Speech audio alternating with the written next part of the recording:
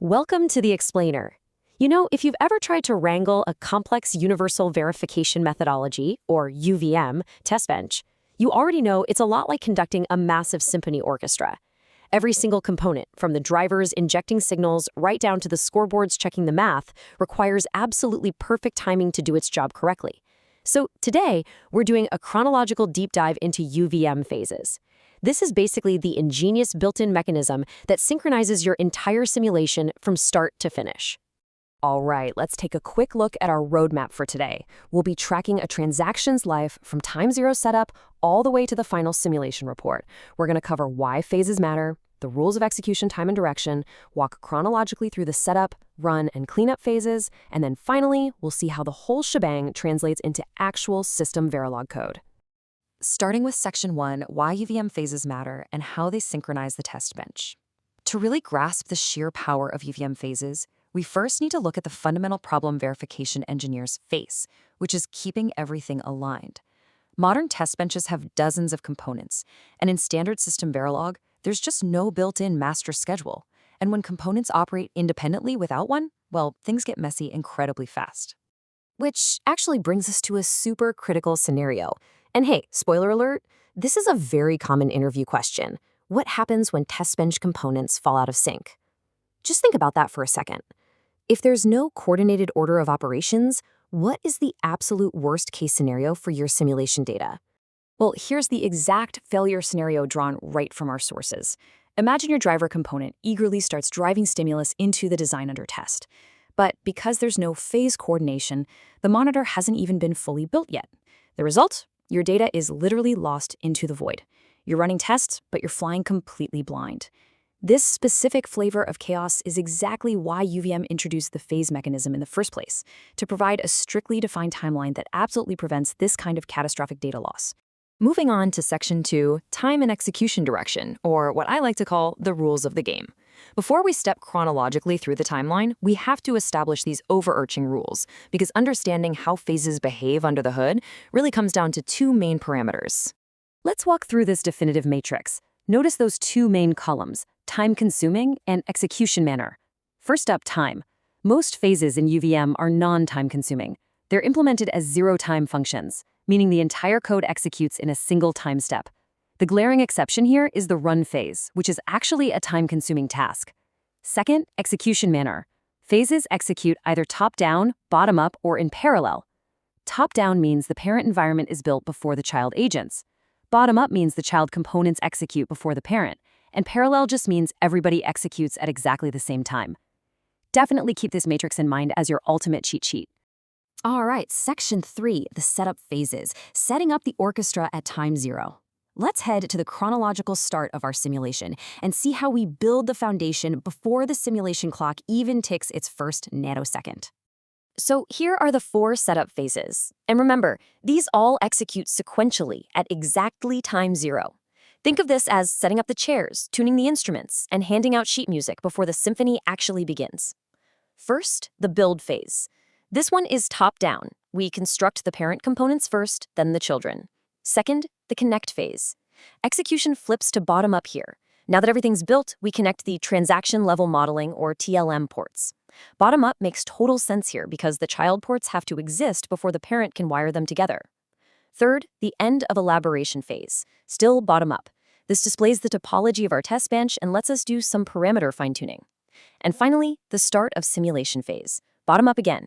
These are just the absolute final adjustments, making sure everything is perfectly configured before the real testing begins. Section 4, Run Phase and Objections, the simulation in action. We've finally advanced past time zero and entered the run phase.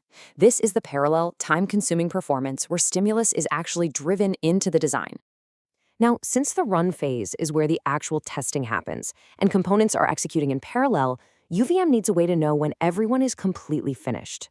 Enter the phase objection. This is a brilliant mechanism where a component that needs a longer time to complete its task actively prevents the simulation from moving on to the extract phase.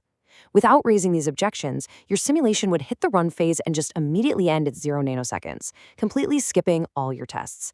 No way we want that. And this comparison brilliantly illustrates how objections work in parallel execution. Check this out. Component A finishes its sequence at 40 nanoseconds and drops its objection. Great, but component B is running a much longer test and needs until 100 nanoseconds.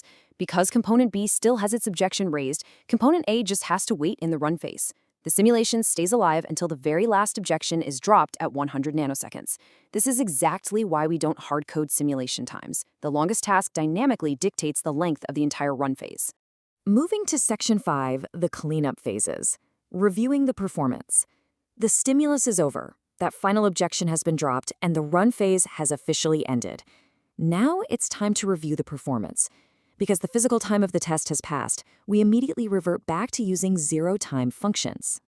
Let me guide you through this bottom-up cleanup sequence. Step 1, the extract phase. We pull all the relevant data from the completed stimulus across our components. Step 2, the check phase. This is where the scoreboard steps in and evaluates the extracted data to check if the design under test actually behaved correctly. Step 3, the report phase. Finally, we print out the results, the checker verdicts, and the test objective summaries. There's also a quick final phase right after this for top-down last-minute cleanups, which officially closes out the simulation run. Finally, Section 6, UVM Phases in Action. Let's translate all this theory into actual SystemVerilog. Let's lock in this knowledge by looking at how these phases are scripted right inside your UVM component classes. Here is a quick snippet for the build phase. Notice it's declared as a function void, meaning it executes in zero time. We call super.build phase to ensure the parent's logic executes, and then we construct our put port. Because the build phase is top-down, we have an absolute guarantee that the surrounding environment is 100% ready before this line even executes. Moving over to the connect phase, you'll see it's also a function void. After calling the superclass, we strictly use this phase to link our ports and exports together. Because it executes bottom-up, we know for a fact our child ports are fully constructed and just waiting to be wired up. Now, contrast that with the run phase. This is the real game changer. It is defined as a task, not a function. This is what allows it to consume actual simulation time, like that 100 nanosecond delay shown right here in the code. Crucially, notice the phase.raise objection at the start and phase.drop objection at the very end. This code block is exactly what keeps the simulation alive while that 100 nanosecond delay runs its course. To pull all of this together, I want to leave you with this exact quote from our sources. UVM phases are a powerful mechanism to control the execution flow of the testbench components and to synchronize them across the simulation. Mastering this precise sequence ensures that you truly grasp the architecture, which, let's be honest, is the absolute key to predictable, reusable verification. So as we wrap up today's explainer, I want you to ask yourself, how will mastering the UVM phase timeline transform the stability of your next testbench environment? By leveraging this built-in structure, you can immediately start applying it to prevent data loss, totally eliminate race conditions, and bring absolute order to the chaos of complex designs.